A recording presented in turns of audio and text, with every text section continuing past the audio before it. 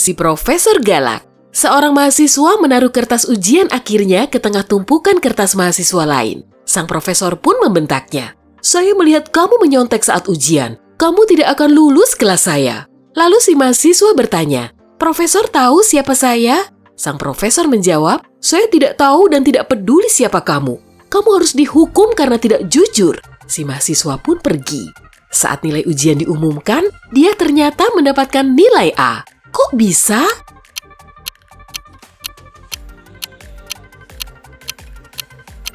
Sang profesor memang benar-benar tidak tahu siapa mahasiswa itu. Itulah sebabnya dia menilai ujiannya sesuai jawaban yang ada. Penyerangan koki. Pemilik restoran Surga Vegan menelpon polisi. Dia sangat panik. Seseorang menyerang koki kami. Dia dibawa ke rumah sakit beberapa menit yang lalu.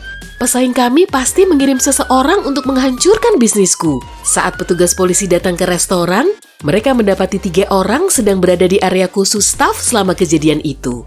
Juru masak pertama sedang memotong bawang bombay saat koki diserang. Dia bilang kepada polisi, penglihatannya kabur karena air mata sehingga tidak bisa melihat apa-apa. Juru masak kedua sedang mengupas udang saat penyerangan itu terjadi. Dia bilang dirinya tengah mendengarkan musik memakai earphone saat itu dan dia tidak mendengar apa-apa. Orang ketiga, seorang pramusaji, menyatakan dia sedang menyajikan limun di luar saat itu. Siapa yang berbohong?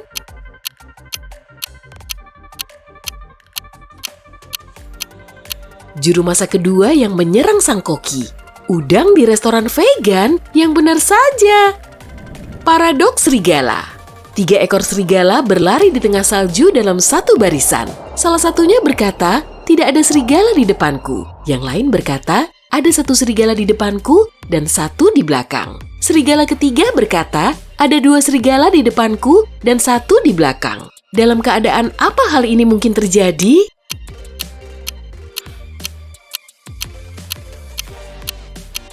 Itu hanya mungkin terjadi bila serigala ketiga berbohong.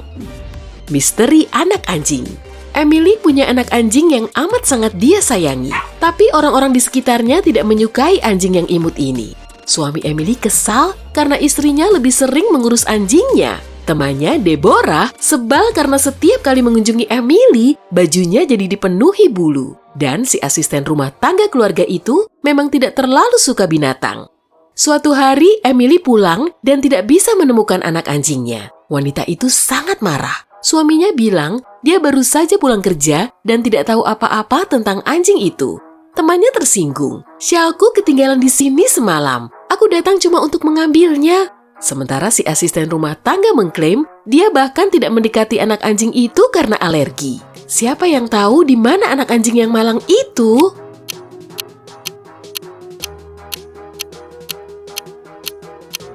Ada banyak bulu anjing di seluruh lantai. Kenapa si asisten tidak alergi pada bulu itu? Dia pasti berbohong. Jujur atau tidak? Eric, seorang detektif di kepolisian, sedang makan siang di kafe. Suatu ketika, dia ke kamar mandi dan meninggalkan ponselnya di meja. Saat dia kembali, ponselnya hilang. Detektif itu melihat seorang pria keluar dari restoran dan ia pun mengejarnya.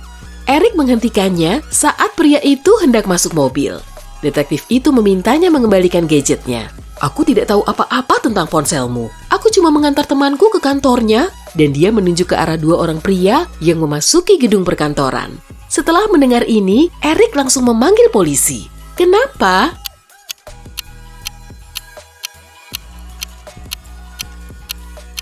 Pria itu berbohong.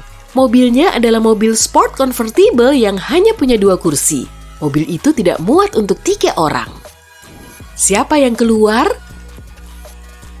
Di tengah malam, Dennis terbangun karena dentuman keras. Salah satu anak-anak itu pasti keluar.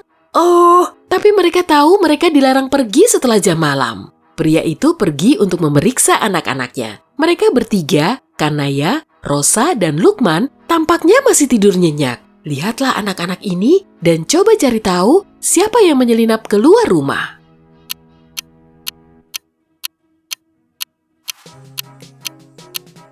Jawabannya, Rosa. Ada sepatu Keds kotor tersembunyi di balik gorden dan beberapa sisa kentang goreng di bawah tempat tidurnya. Pencurian di kereta. Brenda sedang bertamasya naik kereta api. tapi di dalam gerbong panas sekali. Gadis itu melepas gelang emasnya yang berhias berlian dan menaruhnya di meja tepat di depannya. Beberapa menit kemudian, kereta memasuki terowongan dan gerbong menjadi gelap gulita. Setelah melewati terowongan, gelang Brenda pun hilang. Wah, cepat juga. Brenda terkejut, seseorang mengambil gelangku. Hanya ada 3 orang lain di dekatnya. Helen bilang dia tadi tidur. Rachel sedang membaca buku di ponselnya, dan Gunawan pergi ke kamar mandi bahkan sebelum kereta memasuki terowongan. Siapa yang mengambil gelang itu?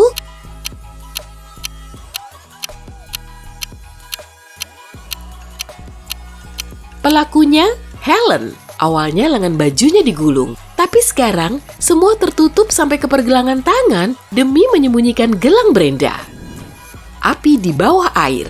Seorang nakoda kapal mendapat surat dari pacarnya. Dalam surat itu, pacarnya mengaku dia telah berselingkuh. Pria itu sangat marah hingga membakar surat itu di bawah air. Setelah melakukannya, dia ditangkap. Bagaimana hal ini mungkin terjadi?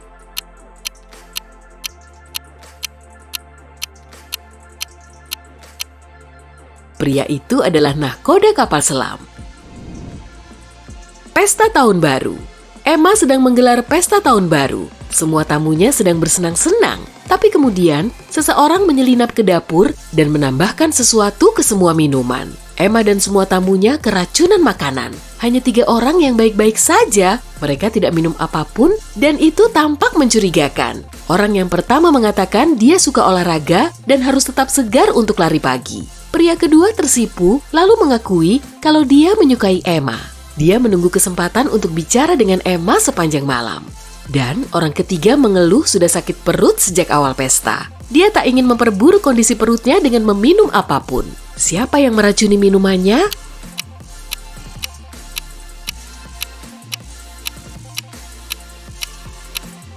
Si orang kedua. Dia memakai penutup sepatu. Dia memakainya agar tidak meninggalkan jejak kaki di lantai dapur. Pewaris raja.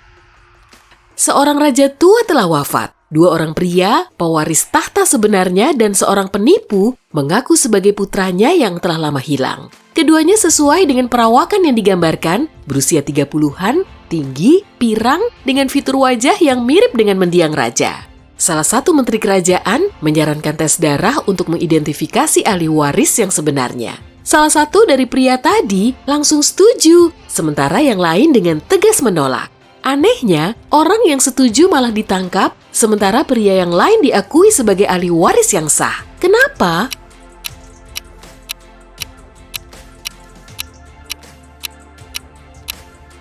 Sang menteri tahu pangeran yang sebenarnya mengidap hemofilia, artinya darahnya tidak menggumpal dengan baik, sehingga tes darah akan berakibat fatal baginya.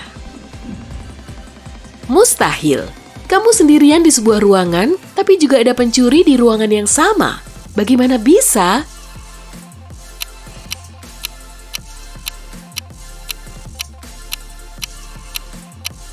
Maaf, aku harus jujur, tapi kamulah pencurinya. Ibu mana yang kaya? Lihatlah mama-mama muda yang cantik ini. Keduanya sangat modis, tapi hanya satu yang kaya. Yang manakah itu?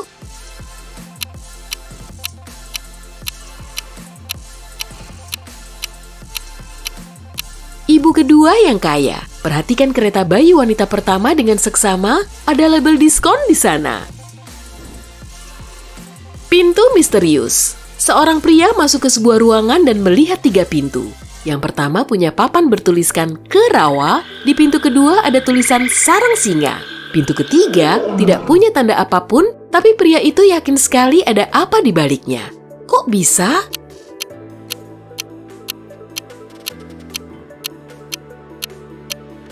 Karena dia masuk dari pintu itu. Miliarder yang hilang. Polisi mendapat telepon dari rumah seorang pria kaya yang tidak pernah kembali setelah lari pagi.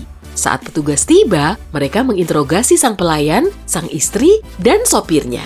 Pelayan itu berkata, saat Pak Joni keluar untuk lari pagi, dia memintaku menyiapkan sarapan. Aku segera mengerjakannya, tapi setelah 3 jam, dia belum juga kembali. Sang istri juga khawatir. Aku melihatnya tadi pagi, tapi dia terburu-buru. Kami cuma saling menyapa, lalu aku berangkat kerja. Sang sopir bersaksi kepada polisi dia sedang menunggu bosnya di mobil sambil merokok dan memeriksa media sosialnya. Siapa yang tahu keberadaan sang miliarder itu?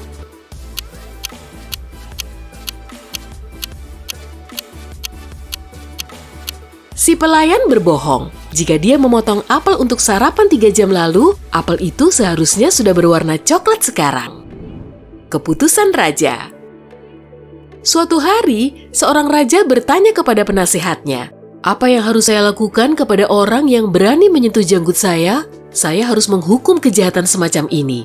Penasihat pertama berkata, "Jebloskan mereka ke penjara selama 3 tahun." Penasihat kedua menjawab, "Suruh mereka meninggalkan negara ini dan larang mereka kembali ke sini." Penasihat ketiga memberikan jawaban yang tidak terduga. Mereka harus diberi permen. Sang raja berpikir sejenak dan setuju dengan penasihat ketiga. Kenapa?